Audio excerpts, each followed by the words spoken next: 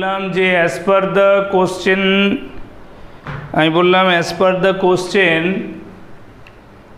it is given that nothing has been said about the natural elongation which is due to the weight of the mass attached to the lower end of the spring. ঠিক আছে, তাহলে আমরা জানি যে একটা মাস যখন extension, যেটা বার করেছো ঠিক বার করেছো, extension due to weight of the block, যে ব্লকটা স্প্রিংয়ের সাথে অ্যাটাচ রয়েছে, ঠিক আছে না, যে ব্লকটা স্প্রিংয়ের সাথে অ্যাটাচ রয়েছে তার জন্য যে এক্সটেনশনটা হবে সেটা আমরা কিভাবে পাবো? সেটা আমরা পাবো mg into x, that is elongation is equal to half kx square. ঠিক আছে না, তো ওখান থেকে আমরা জানি যে maximum elongation of a spring in vertical arrangement due to the weight of the mass attached, that is 2mg by k. সেক্ষেত্রে এটা 2 into 10 into 10 divided by k কত? 100. তাহলে কত দাঁড়াচ্ছে এটা? তাহলে তো দাঁড়াচ্ছে আমার 1 মিটার। কোথায় বললে? এটা তো 2 মিটার আসছে।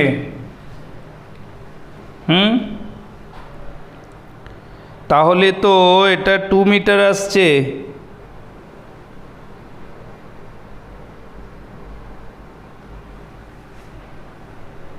বুঝতে পারলে? মনে হচ্ছে না শুধু ওয়েটের জন্য আমরা, এটা তো maximum elongation permissible due to the weight attach, that is 2 metre. আর এডিশনাল আরও 2 মিটার ড্র করলে কত হয়ে যাচ্ছে? এটা 4 মিটার হচ্ছে। ইকুইলিব্রিয়ামে 1 মিটার, কিন্তু এখানে তো ইকুইলিব্রিয়াম বলে কি কিছু বলেছে? ইকুইলিব্রিয়াম বলে কি কিছু বলেছে?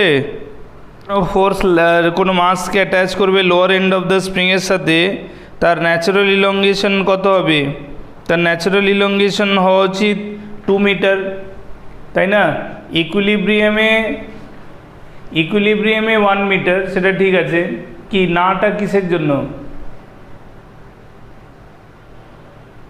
শুভাঙ্গ পারিজাত না লিখছো কেন? হ্যাঁ, বলেনি, তার মানে আমরা তো এটা ধরতে পারি না যে এডিশনাল ইলংগেশনটা যেটা বলছে সেটা ইকুইলিব্রিয়াম অনওয়ার্ডস হবে, তা তো জরুরি নয়, তাই না? তো আমরা তাহলে যদি maximum elongation by the spring by the weight of the block, সেটা যদি 2 মিটার হয়, তাহলে সেখান থেকে যদি আরও ফার্দার 2 মিটার আমরা ওটাকে এক্সটেন্ড করি, ঠিক আছে, আমরা যদি এখান থেকে আরও ফার্দার 2 মিটার এক্সটেন্ড করি, তাহলে টোটাল এক্সটেনশনটা হয়ে যাবে 4 মিটার, কারণ এডিশনাল এক্সটেনশন বলছে 2 metre due to the applied force ছাড়াই 2 মিটার ইলংগেশন হচ্ছে, আর অ্যাপ্লাইড ফোর্স দিলে আরও 2 মিটার ইলংগেশন হচ্ছে। তাহলে যে ডেল্টা ইউ, যেটা এনার্জি ডিফারেন্স হবে, ওটা হবে half k into 4 square minus half k into 2 square. তাহলে এটা হয়ে যাবে আমার k/2 ইন্টু, এটা 4 স্কোয়ার মানে হচ্ছে 16 মাইনাস 4, তাহলে এটা k/2 ইন্টু 12, তাহলে এটা দাঁড়াচ্ছে 6k হলে তখন 600 জুল হচ্ছে। হ্যাঁ, তাহলে 600 জুল হবে। কে আমার 100 দিয়েছে তো? হ্যাঁ, ঠিক আছে, 600 জুল হবে তাহলে। বুঝতে পেরেছ? কারণ এখানে তো মেনশন করে দেয়নি যে, কিন্তু কোশ্চেনের আনসারটা দিয়েছে 200 জুল। ওরা তার মানে ইকুইলিব্রিয়াম অনওয়ার্ডস ক্যালকুলেট করেছে, কিন্তু ওটা কি করে ক্যালকুলেট করা যাবে ওটা তো মেনশন করেনি যে ইট ইজ এক্সটেনশন বিয়ন্ড ইকুইলিব্রিয়ামের পরের এক্সটেনশন একথা তো মেনশন করেনি না। তাহলে আমরা natural extension plus the additional extension ধরবো because of the applied force. বুঝতে পারছো? তো চলো নেক্সট কোশ্চেন। এটা হয়ে গেল, বোঝা গেছে সকলের? কারো কোনো প্রবলেম নেই? ওকে।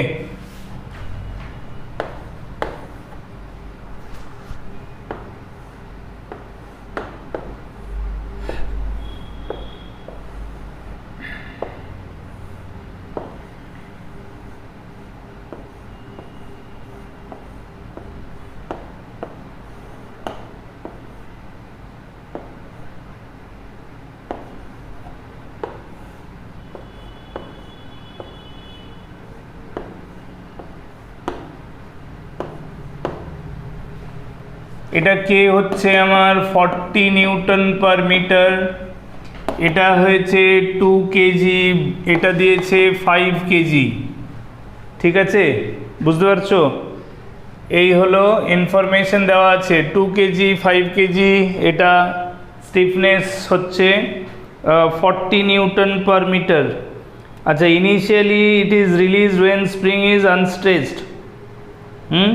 যখন সিস্টেমটাকে রিলিজ করছে তখন বলছে spring is unstretched. when system is released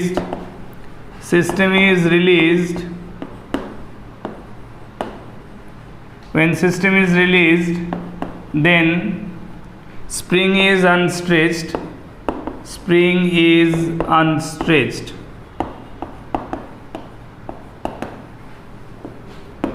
বলছে find the speed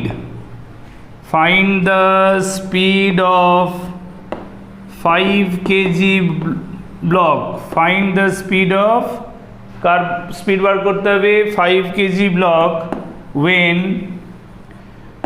2 kg block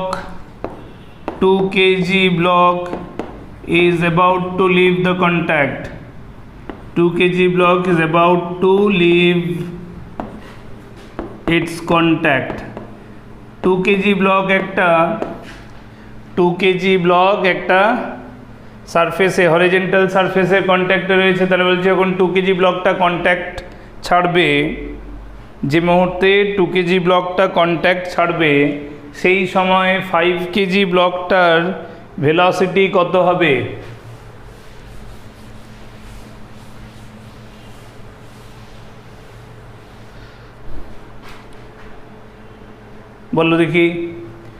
বলো দেখি কত হবে? কত? 2√3। শুভাঙ্গুর আনসার বলছে 2√3। না, কাছাকাছি শুভাঙ্গ, কাছাকাছি পৌঁছেছো, কিন্তু একটু কোথাও, হ্যাঁ 2√2 হবে, 2√3 না, আনসার হবে 2√2। কারণ আমরা জানি না তো, আমরা কি জানি কখনো কন্ট্যাক্ট লুজ করবে? জানি না। তাহলে এতটুকু জানি যে ফ্রম ফ্রি বডি ডায়াগ্রাম থেকে আমরা একটা জিনিস জানি, যে এই যে 2 কেজি ব্লকটাকে দেখছো, B, that is 2 KG block, এর ওয়েট হচ্ছে 2g। তাহলে ন্যাচারাল কন্ডিশনে যতক্ষণ পর্যন্ত এটা কন্ট্যাক্টে থাকবে ততক্ষণ পর্যন্ত কী হচ্ছে? Normal contact force upward. এছাড়া এখানে স্প্রিংটার সাথে অ্যাটাচ রয়েছে, এই এন্ডে স্ট্রিং অ্যান্ড দেন স্প্রিং, এখানে লাইট স্ট্রিং তার সাথে স্প্রিং, তার মানে এই এন্ডে যে টেনশনটা হবে সেটা স্প্রিংয়ের ইলংগেশনের জন্য হবে। কারণ স্প্রিং যদি ইলংগেট করে তাহলে স্প্রিং ফোর্স হবে kx। টু লিফট ইট আপওয়ার্ড, এটাকে সারফেস থেকে উপরের দিকে তুলতে গেলে, কন্ট্যাক্ট থেকে উপরের দিকে তুলতে গেলে কি করতে হবে? একটা আপওয়ার্ড ফোর্স দরকার। তো আপওয়ার্ড ফোর্স kx যদি না হয় তাহলে নর্মালি তো contact force mg balancing force, তাহলে এটা কন্ট্যাক্ট ছাড়বে কেন? তাহলে some additional upward force is required, তাই তো? যে এডিশনাল আপওয়ার্ড ফোর্সের কথা হবে, তার মানে that force will be developed on 2 kg in the upward direction because of the spring force. এবার ওই স্প্রিং ফোর্সটাই অন দ্য আদার সাইড ব্লকে, তার মানে এইদিকে kx অ্যাক্ট করা মানে হচ্ছে স্প্রিংটা x ইলংগেট করছে before living the contact. x elongate করা মানে হচ্ছে ব্লক এটা নিচের দিকে x ডাউনওয়ার্ড মুভ করে এসছে তার অরিজিনাল পজিশন থেকে 5 কেজির ব্লকটা, উইচ ইজ a। তাহলে তার আপওয়ার্ডে যে টেনশনটা that should be equal to kx, আর apart from that it is having its weight 5g acting downward, তাই তো ব্লক এটার 5g ডাউনওয়ার্ড অ্যাক্ট করছে, আর একটা এডিশনাল ফোর্স আপওয়ার্ড অ্যাক্ট করছে টেনশন ফোর্স, যেটা কার জন্য? স্প্রিংয়ের ইলংগেশনের জন্য। তার মানে when this is experiencing kx, by the time 5 kg mass is moving downward from its initial position by a downward movement of x meter, তাহলে x metre downward move করলে 5 কেজিতে elongation হচ্ছে, মানে spring is getting elongated by x, তাহলে spring energy develop হচ্ছে half kx square, মাসটা x height loss করছে, তাহলে তার পোটেনশিয়াল এনার্জি লস হচ্ছে, আর আরেকটা কি হচ্ছে? কাইনেটিক এনার্জি গেইন হচ্ছে। তার মানে while leaving contact for B, block বিটার কন্ট্যাক্ট লুজ করার সময় n tends to 0, that is kx will be equal to 2g, তাহলে কারেসপন্ডিং এক্সটা আমরা পাবো যে ঠিক এক্স্যাক্টলি কত ইলংগেশনে এই কন্ট্যাক্ট লুজ করার কথাটা হচ্ছে। তাহলে কন্ট্যাক্ট লুজ করার কথাটা হচ্ছে যখন ইলংগেশনটা 2g/k, তার মানে g10 নিলে এটা 20/40, দ্যাট ইজ হাফ মিটার, যখন হাফ মিটার ইলংগেট হচ্ছে তখন এটা কন্ট্যাক্ট লুজ করতে পারে। So therefore using energy conservation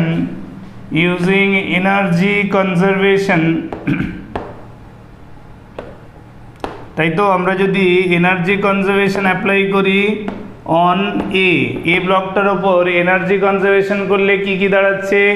এটা দাঁড়াচ্ছে loss in potential energies mgx, that is equal to gain in spring energy plus half mv square. বুঝতে পেরেছো? এবার আমাকে ভি বার করতে হচ্ছে, তাহলে আমার m/2 ভি স্কোয়ারের ভ্যালু কি দাঁড়াচ্ছে?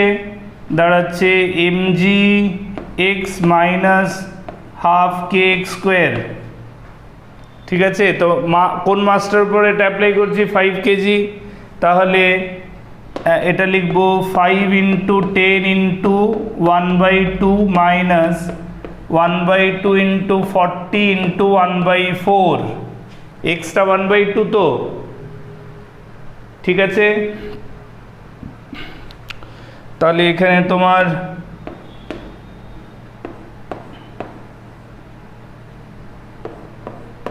তার মানে এটা দাঁড়াচ্ছে 25 মাইনাস 5, তার মানে RHS is all together 20, RHS 20, তাহলে তোমার ভি স্কোয়ার দাঁড়াচ্ছে 2 × 20 বাই মাস, দ্যাট ইজ 5, তাহলে এটা 4 মানে 8, তাহলে ভি হয়ে গেল আমার 2√2, ভি হয়ে গেল 2√2 মিটার পার সেকেন্ড। ক্লিয়ার হলো? সবাই বুঝতে পারছো তো? √8 কারেক্ট। তাহলে এটা দাঁড়াচ্ছে √8, মানে ভেলোসিটিটা হলো √8। Very good. তাহলে এটা হয়ে গেল। So moving to another question. লিখে নিচ্ছ সবাই? নোট করা হয়ে গেছে?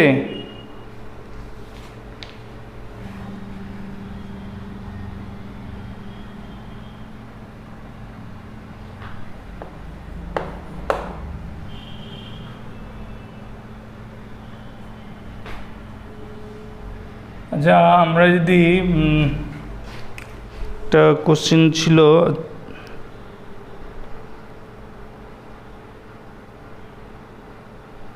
non-deformed light string, they are lying on a rough horizon.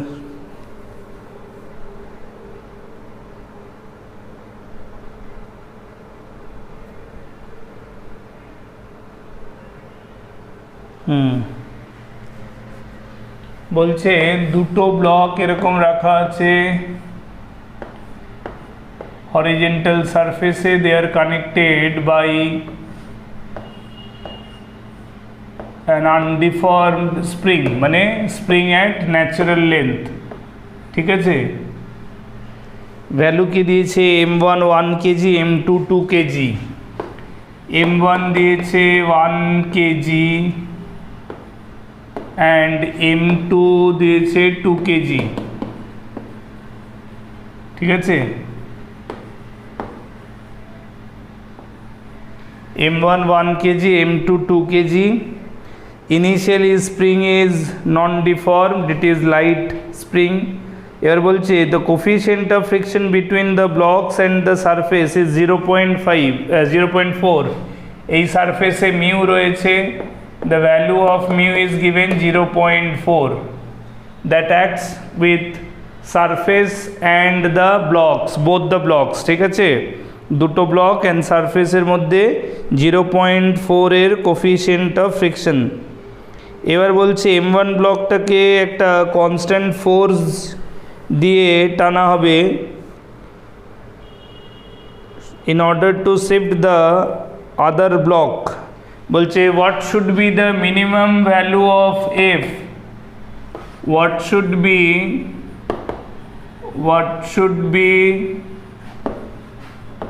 the minimum, what should be the minimum value of F so that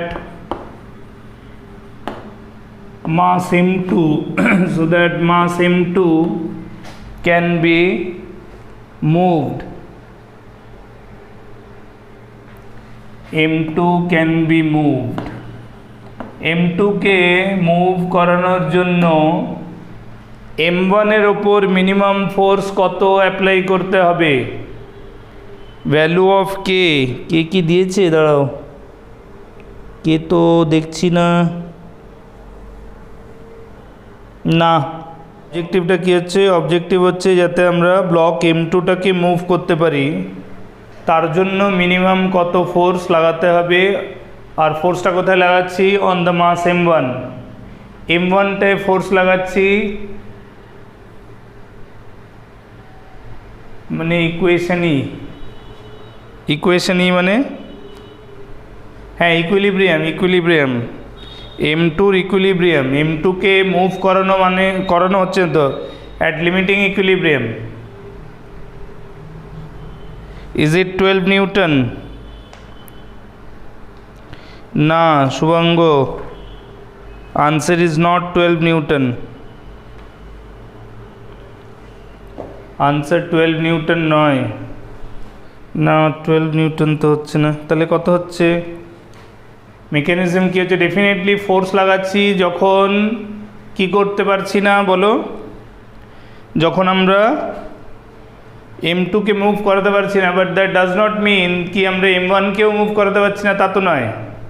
since weight of M1 is less than M2, M1 এর মাসটা অর্ধেক তো 1 KG M1, M2 2 KG, তাহলে obviously normal reaction যেটা হবে on 2 KG that will be more than on 1 KG.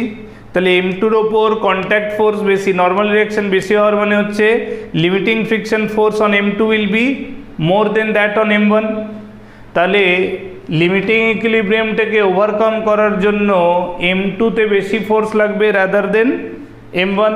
সেই জন্য যখন আমরা যে ফোর্সটা দিয়ে আমরা M2কে মুভ করানোর কথা ভাববো, ঠিক আছে, M1 তার আগেই মুভ করে যাবে। তার মানে this is the situation where we are trying to move mass M2, that is trying to overcome the limiting equilibrium of M2. That does mean we have already crossed the limiting equilibrium of M1. তো M1 এ definitely একটা extension থাকবে, কিন্তু M2-তে তখনও movement আসেনি, এটাই তার মানে। তার মানে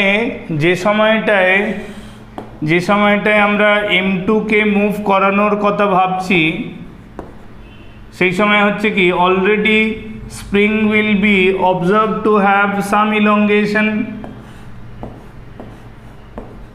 তার মানে আমরা F ফোর্স লাগিয়েছি, let it be getting an extension of X at the required time when we are talking about the movement of M2. তাহলে due to elongation we can see one kx force this way and here also kx force this way. তাহলে M2 কে move করানোর জন্য basic applying force, যে ফোর্সটা tendency create করছে to create the motion on M2, that is kx. So weight of M2g, here it will be normal reaction N2, so friction force will be here F2, right, which will be mu into N2. আর যখন এটা already x move করে গেছে তখন already এখানে friction force রয়েছে, that is mu N1. তার মানে ফ্রিকশনের এগেনস্টে M1 has moved x distance by which, কারণ M1 মুভ না হলে spring that is connecting M1 and M2 এটার যদি ইলংগেশন না হয় তাহলে কোনো kx ফোর্স জেনারেট হবে না. তাহলে who will bring the tendency of motion on M2? M2 কে মুভ করানোর জন্য directly on M2 on its FVD there must be a rightward pulling force, তাই না? M2 তে একটা রাইটওয়ার্ড পুলিং ফোর্স আসতে হবে, সেই ফোর্সটা M2 তে, কারণ এই Fটা তো ডিরেক্টলি তুমি অন M2 লাগাচ্ছ না, তুমি সিস্টেমটার উপর ডেফিনেটলি অ্যাক্ট করছে, but on M1 it is acting. So correspondingly M1 একটা মুভমেন্ট হবে and some elongation will be observed here. তার ফলে সেই ইলংগেশনের জন্য একটা kx ফোর্স ডেভেলপ হবে on both end of the extended spring, such that that force kx can try to pull M2 in the rightward direction and friction will counterbalance it. তাহলে at limiting equilibrium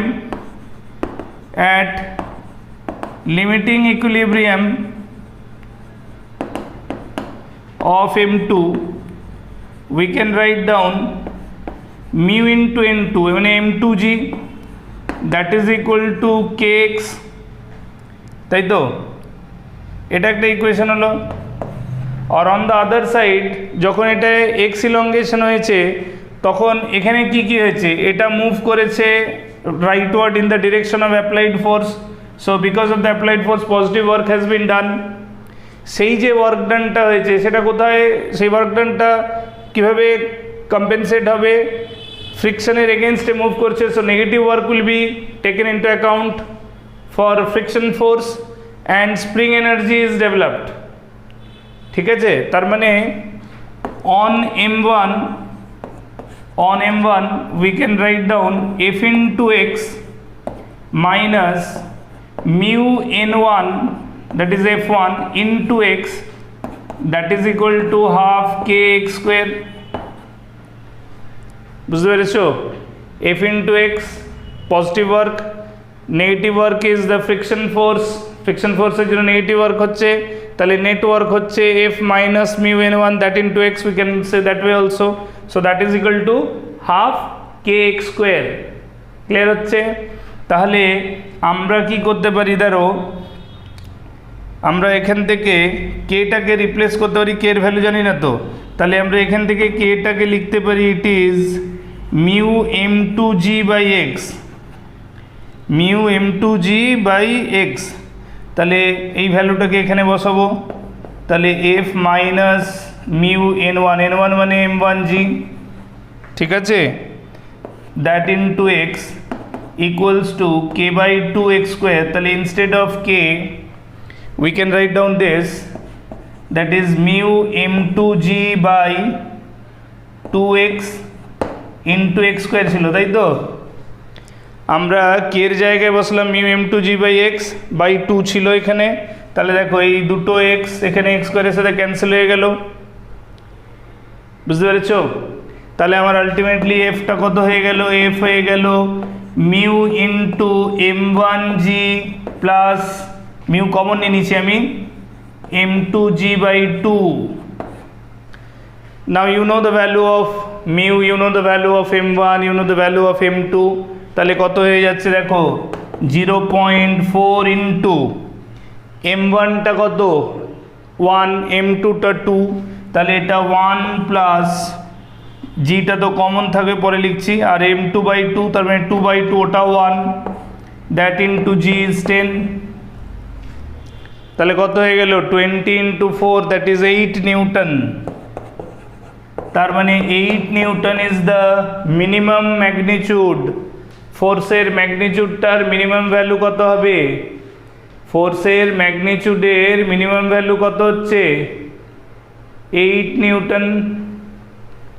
তাহলে 8 Newton হয়ে গেল সেই minimum force যেটা আমরা M1 এর উপর apply করতে পারি, যার জন্য আমরা কি দেখতে পাবো, আমরা দেখতে পাবো যে M2টাকে মুভ করানো যাচ্ছে না, but we are reaching that condition at which M2 is about to move, minimum force. এবার anything applied more than 8 can develop the condition where we can overcome the limiting equilibrium condition for mass M2 that is of 2 kg.